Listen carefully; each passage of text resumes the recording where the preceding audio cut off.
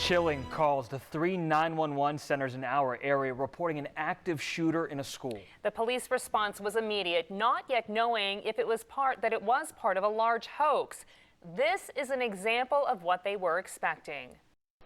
Sounded like the weapon then just came over. Is that an accident? It is. It was actually for APD. I apologize. We're being told that there's possibly an active shooter at the senior high school. Copy 506. We don't have anything specific other than he told us it was a white male.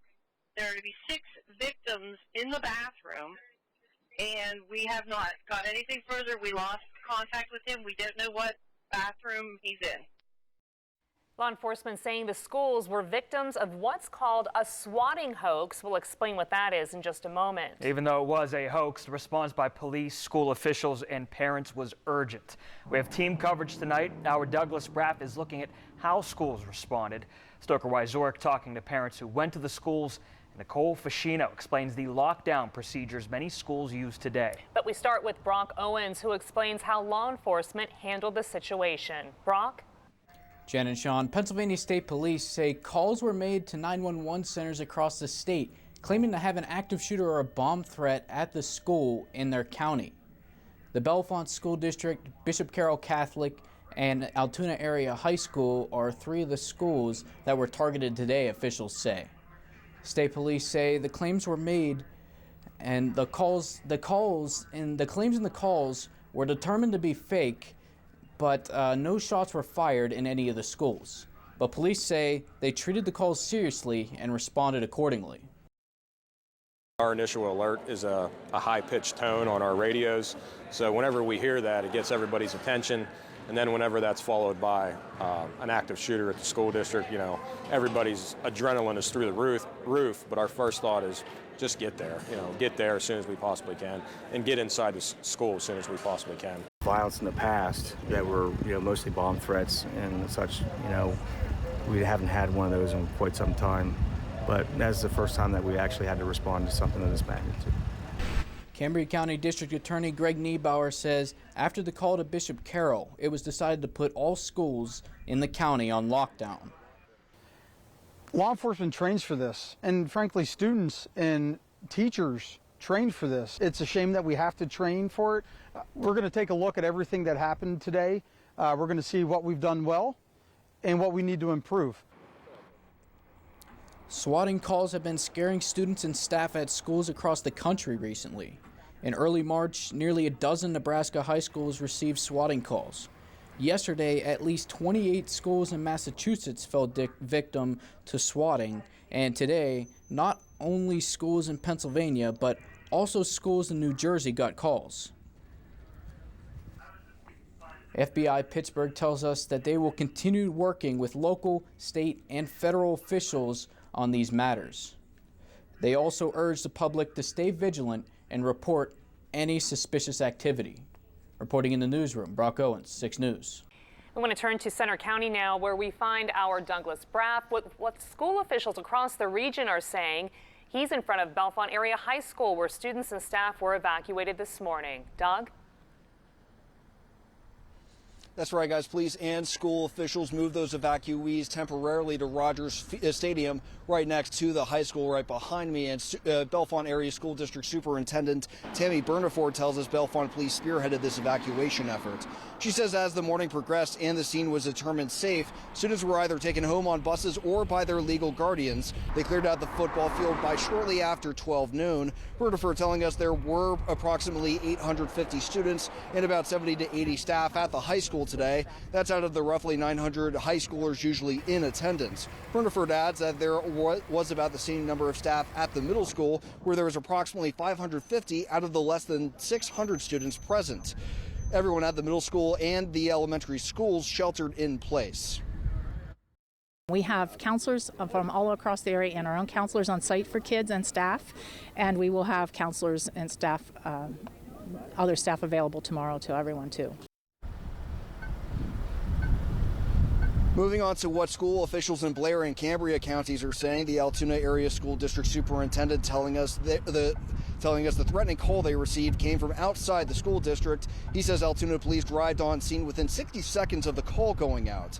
The superintendent adding that teachers, staff, and students followed active shooter protocol, including turning off the lights in classrooms and other rooms. Saying that school's back in session at Altoona, the superintendent tells us sporting events will continue as planned. A heavy police response also reported at Bishop Carroll High School after they received similar calls there. Nearby Jackson Elementary and Central Cambria School District placed on lockdown too. The superintendents we spoke with both talked about how seriously they take these situations. Quite simply, this was a hoax, and we're treating it as such, and we have returned to normalcy. To me, this is terrorism, because you're playing on the fears of parents and children. It's just absolutely unconscionable that someone would think this is a prank or a hoax. It's unbelievable. Bellefonte Superintendent Berniford telling us that classes at the high school are canceled for the rest of the day, and now this is just at the high school. And Bellefonte Police Chief Weaver telling me classes will resume tomorrow here at the high school. And we're told Bishop Carroll also let out for the day. Reporting live in Bellefonte, Douglas Braff, 6 News. Douglas, thank you. These calls caused panic and concern for parents, many running to their child's school. Stoker Zork is in Altoona. Stoker, what did parents say happened when they heard today's news? Well, Sean, parents at all the schools showed up looking for their children, and I'm now standing outside the Altoona Area High School, where one of those calls came in earlier this morning, and I talked to parents here, many of them saying they're glad to see everyone safe. Really relieved. I remember when I was in high school and Columbine and all that, and the stress and that was going through my mind, and I'm really relieved, really happy, and I was on the phone with my daughter the whole time. Now, what we do know is that students are now reunited with their parents. They lined 6th Avenue for hours today, multiple blocks of moms, dads, and even distant relatives waiting to see their children, police letting them in 4 at a time. Parents tell me they're glad that nothing else happened. Others say they wish the school was clearer with the details as they contacted parents, one describing the panic that their child said began in the classroom. The reason I'm here is my son actually turned his phone on and contacted me and said that a lot of the kids wanted to get out of there, that they weren't comfortable being in school, even though law enforcement did their job. You know, they're very scared and they just want to get out of there. And another parent telling me how impressed she was with how the police officers handled the situation. Reporting live in Blair County, Stoker Zork, 6 News. Stoker, thank you. Now back to the term swatting. It's defined by the FBI as making a hoax call to 911 to draw a response from law enforcement, usually a SWAT team. The individuals who engage in this activity use technology to make it appear that the emergency call is coming from the victim's phone. Sometimes swatting is done for revenge, sometimes as a prank. Either way, it's a serious crime and one that has potentially dangerous consequences. Now, the schools that received the hoax calls weren't the only ones that had to take action. Many neighboring schools were also put on lockdown out of an abundance of caution. Nicole Fascino explains what actions students and teachers had to take. Nicole?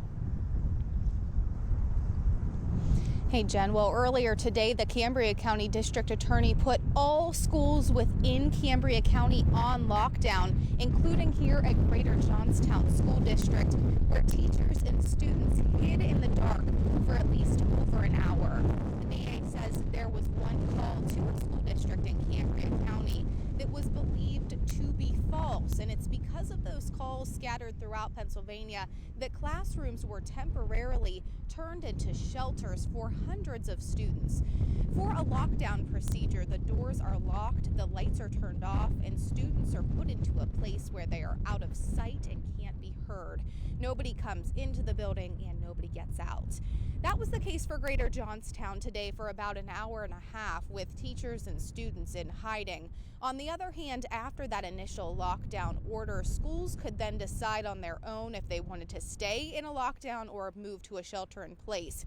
And for schools who did that, classes continue as normal. but the doors are still locked and nobody can enter or leave the building without permission. Greater Johnstown Safety Coordinator says today's incident hit close to home in light of national events. He says law enforcement agencies, teachers, and students all trained for situations like these. Our teachers perform these drills and practice with our students at the beginning of the school year for these type of situations, and are constantly reminded throughout the school year of how to handle situations when they hear the word lockdown or shelter in place. Coming up tonight at 6 o'clock, we'll tell you what the district attorney says is the plan for schools now moving forward. Reporting live in Cambria County, Nicole Ficino, 6 News. Thanks for watching the WJAC YouTube channel. For more top stories and breaking news, be sure to subscribe to this page and download our news app.